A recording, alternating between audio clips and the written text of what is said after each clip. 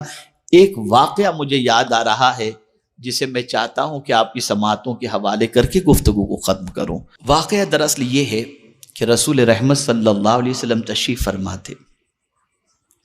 دیکھیے اللہ والوں کی فکر میں آپ کو بتا رہا ہوں، اللہ والوں کی فکر سب سے بڑی یہ رہی کہ وہ ہمیشہ غریبوں کے ساتھ رہنا پسند کرتے ہیں۔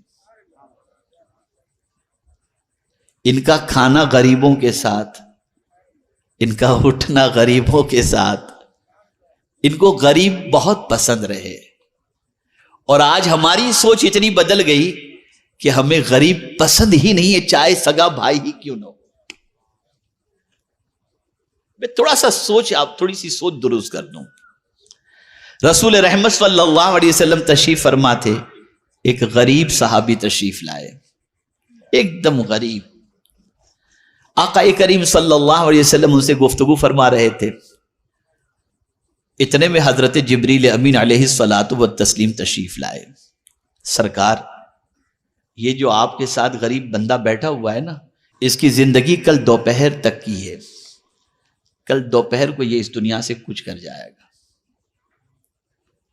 دوپہر تک اس کی زندگی ہے۔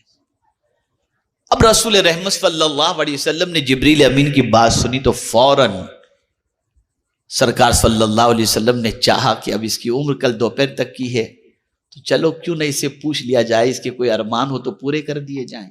سرکار نے فرمایا، میرے صحابی، میرے غلام، کوئی تیری تمنا ہو تو بتا، کوئی حسرت ہو تو بتا۔ اسے یہ نہیں کہا سرکار نے کہ کل دوپہر تک تیری زندگی ہے، لیکن حضور نے فرمایا تیرے کوئی ارمان ہو تو بتا۔ عرض کرتا ہے حضور، دو ارمان ہیں، زندگی میں کبھی میٹھا کھایا ہی نہیں تو مجھے میٹھا نصیب ہو جائے، اور لوگوں کو شادی شدہ دیکھتا ہوں تو دل میں ارمان پیدا ہوتے، کاش میری بھی شادی ہو گئی ہوتی، لیکن میں اتنا غریب ہوں، کوئی لڑکی مجھے دے گا نہیں۔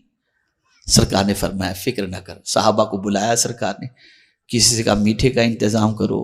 ایک صحابی کو بلایا، تیری لڑکی کا رشتہ میں نے ان کے ساتھ کر دیا ہے، تیاری میں لگ جاؤ۔ یہ سارا اہتمام سرکار صلی اللہ علیہ وسلم نے کیا، نکاح بھی ہو گیا، سب کچھ ہو گیا، میٹھے کا بھی انتظام ہو گیا۔ اب دوسرے دن دوپہر کے وقت حضور صلی اللہ علیہ وسلم نے سب گھر کا بھی انتظام کر دیا، سرکار نے، سب کچھ ہو گیا، وہ چلا بھی گیا، شادی بھی ہو گئی، بیوی کے ساتھ آرام سے وہ صحابی ہیں۔ دوپہر کے وقت حضور صلی اللہ علیہ وسلم نے اپنے ایک صحابی سے فرمایا، ذرا جا کے اس گھر میں دیکھ، کوئی آواز تو رونے کی نہیں آ رہی ہے۔ وہ گئے، وہ صحابی ظہر سے لے کر عصر تک اس کے گھر کے ان کے گھر کے قریب چکر لگانے لگے، کوئی آواز نہیں، کوئی رونے دھونے کی آواز نہیں۔ آئے حضور کے پاس، سرکار وہاں تو کوئی رونے دھونے کی آواز تو ہے نہیں، سب بالکل ٹھیک ٹھاک معاملہ ہے۔ تو سرکار نے رب کی بارگاہ میں عرض کیا، میرے مولا، جبریل نے لوح محفوظ پر دیکھ کر کے یہ بات کہی تھی کہ اس کی زندگی کل دوپہر تک کی ہے، لیکن وہ تو ابھی تک جی رہے ہیں، موت ٹلی کیسے؟ موت ٹلی کیسے؟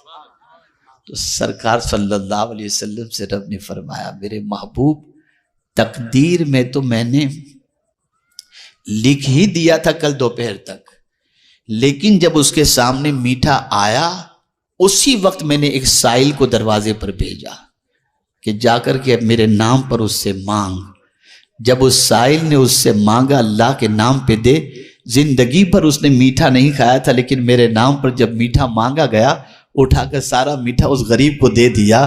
تو غریب نے جاتے ہوئے یہ کہا، اللہ تیری جوڑی سلامت رکھے اور ڈھیر سارے تجھے بچے عطا فرمائے، میں نے اس غریب کی دعا کی وجہ سے اس کی موت کو ٹال دیا۔ میرا یہ ایک ایسا اہم موضوع ہے، زندگی رہی تو میں صرف غریبوں کی اہمیت پر آپ کو بتاؤں گا،